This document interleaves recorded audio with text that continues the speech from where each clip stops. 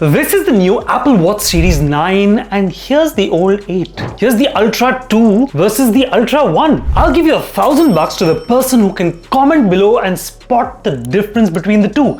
Go on, pause this video, I'll wait. But I don't think I'm going to be out $1,000 because there is no visual difference to this one from the last one. So are you trying to figure out whether to buy these new Apple Watches that they just launched, including the Series 9 and Ultra 2, which clearly seem to look almost the same as the last one, and reading about all of these technical specs like the S9 chip and the nits of brightness in the new one and the on-device processing, which is only confusing you more? Don't worry, it's not just you, it's almost everyone. Where I figured out what the real differences are and how to cut through this long list of features and isolate what truly matters for you and makes a difference to you and justifies you spending your hard-earned money. I'm Akshay Goenka and I'm going to tell you today in simple English why you should or should not buy the Apple Watch Series 9 or the Apple Watch Ultra 2. First, the headline, so it doesn't just get lost in all of this detail.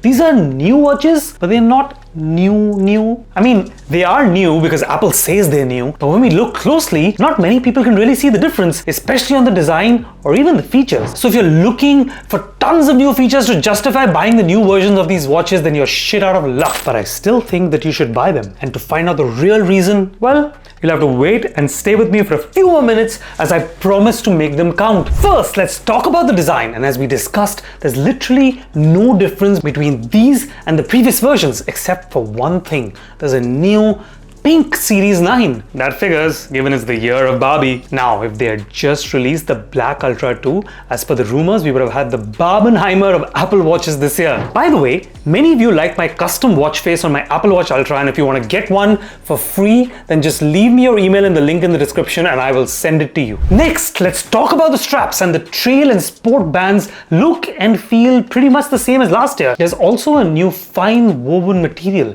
which is meant to be Apple's leather alternative because Apple has decided to stop using leather, which is good, but fine woven doesn't really feel like leather, although it's a soft and suede-like material. But if the internet's complete bashing of the iPhone cases with the same material is anything to go by, it might scratch super easily and start to wear out very fast. That remains to be seen. Now, next, let's talk about the processor, which is called the S9 and has a 30% faster GPU with 4 core neural engines, and it's twice as fast at machine learning tasks than the Series 8. What? That's exactly the kind of technical jargon defecation that we hate on this channel. The question is, what does this really mean for you?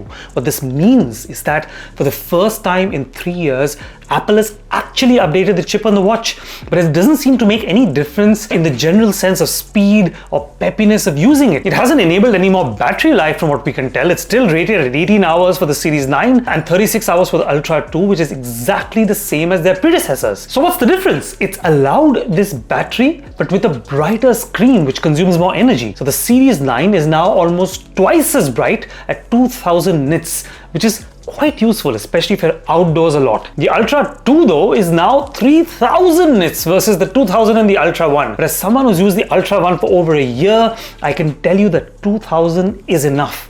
I've never had to cup my hands around the screen, even on the brightest of days. To notice the difference, you literally have to put one next to the other. And whilst of course it's not a bad thing to have, it doesn't really matter for you. The second thing that the processor enables is onboard Siri processing. So every time you talk to Siri, it doesn't have to go far away into the cloud and then come back so that you can even understand what you're saying. Any of you have been on previous watches, this can be a big fail if it has to go to the internet and the internet is patchy. So it's actually quite useful to have Siri built onto your watch. Doesn't mean Siri's gotten any better though, it's still... But what it doesn't have is the internet on the watch, of course. So if you ask it to subscribe to this channel, you could probably process the words on the device. But if you ask it to find me on Instagram or on LinkedIn or on TikTok and follow me there, it will still need a good internet connection. Before I move on to the single best feature on all of the new watches, I'll wait for just 2 more seconds in case you didn't realize I'm subtly requesting you to subscribe so you get all of my latest videos. I stay up really late at night making these, so your support means a lot. Okay, so the one nice new-ish feature, and I'll come back in a second explain why I'm not saying new but I'm saying new-ish, is double tap, and here it is. Seems a bit anticlimactic. Okay, then watch this. This is super useful, especially when you have one hand full and you can't get to your watch. I mean, like, holding a bag or a coffee cup or something. This gesture basically hits either the primary button in the app that you have open or lets you scroll through a stack of apps. So if you're getting a call, it'll accept the call, but then the next app will actually end the call. But of course, Apple played a trick on us because a version of this is already available on your existing watch. You can already tap, pinch, and clench with the accessibility feature in your watch.